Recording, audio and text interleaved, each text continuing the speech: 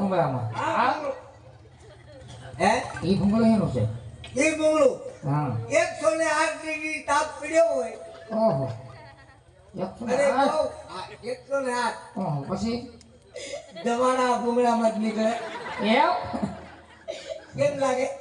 મસ્ત છે તમારું કામ કરારું છે પાઘડી આગળી બાપુ લાવ્યા મારે આ જો લાવ્યા તમારે મગાવી નહીં મારે